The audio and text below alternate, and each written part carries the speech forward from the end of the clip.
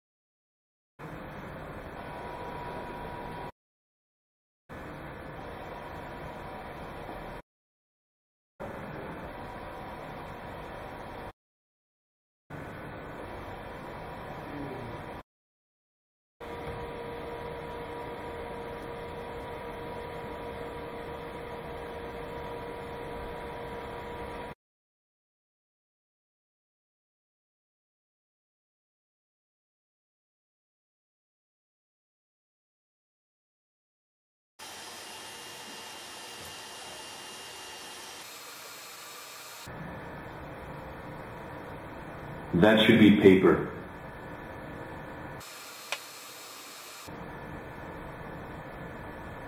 That should be metal.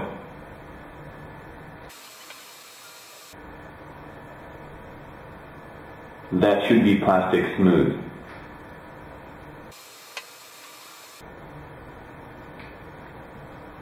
That should be wood.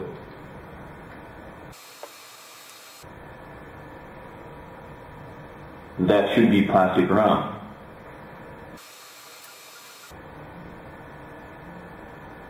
That should be foam.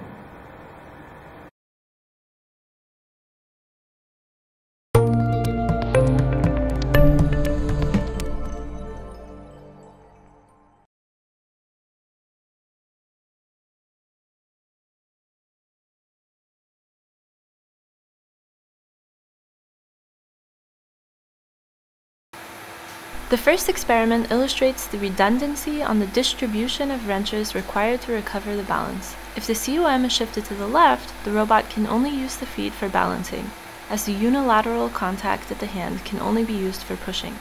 If the COM is shifted to the right, the robot can also use the hand, which allows a larger COM shift in this direction.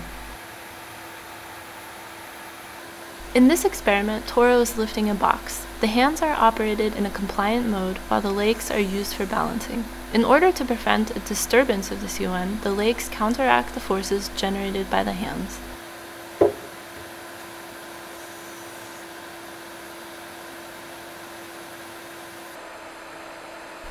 The tracking performance of the proposed controller is evaluated in this experiment by commanding a sinusoidal COM trajectory to the robot.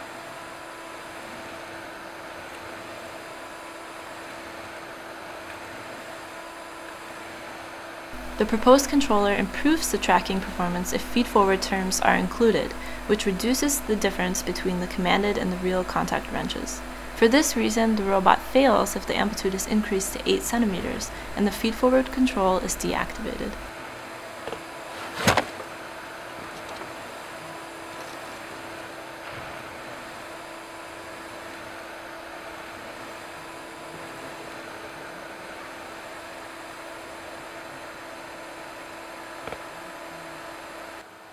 Balancing on a compliant support surface is a difficult task for a humanoid robot because of the unmodeled dynamics of the support surface.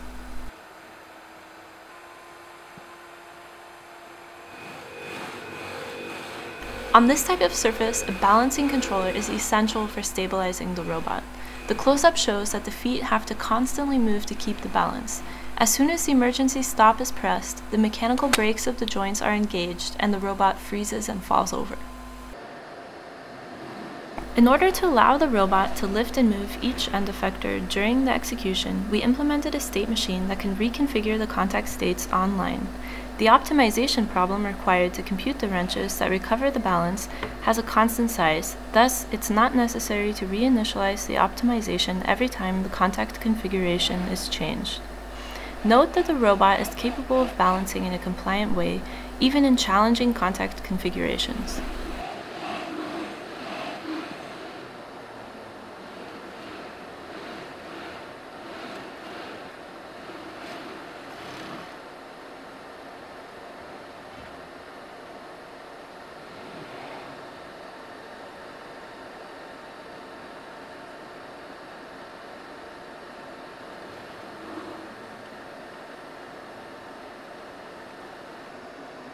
The next two experiments show the robot balancing on a rocker board, which can be tilted up to an angle of 6 degrees.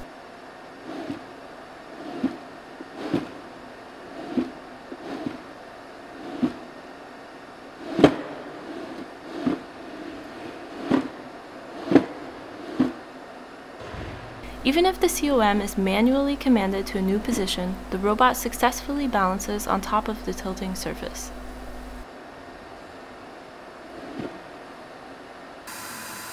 Balancing on one leg is even more difficult because of Toro's small feet, which are only 9.5 centimeters wide and 19 centimeters long.